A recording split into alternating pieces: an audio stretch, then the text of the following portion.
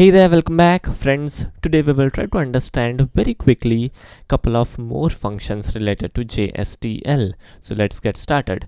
Now friends, these functions are based on strings, and definitely, as the name suggests, we can easily make out what these functions do.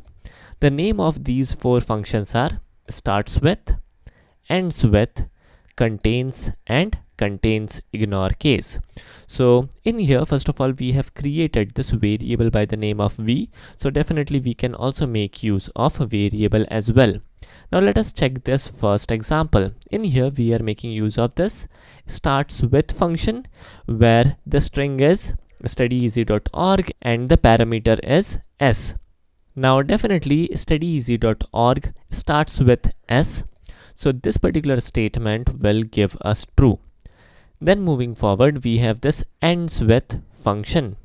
Now in here, v is what? V is nothing but the variable, and studyeasy.org is the contents inside this variable. Now definitely studyeasy.org ends with org, so again the second statement will again give us true. Then comes contains. Now in here again studyeasy.org contains org, but these functions are case sensitive, so definitely this third statement will give us false. And then we have yet another function contains ignore case. So if we ignore the case, then the condition becomes true. So let us check whether we get the appropriate answers or not. So the answers are true, true, false, true. Here we go. So definitely, as expected, the output is true, true, false, true. Now in here, for example, I give it as az, then the first statement is now false.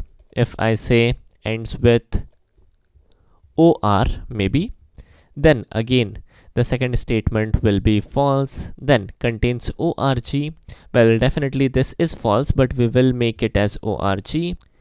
Then we will check out the last statement and we will give the parameter as easy. Alright, so now things will change quite a bit.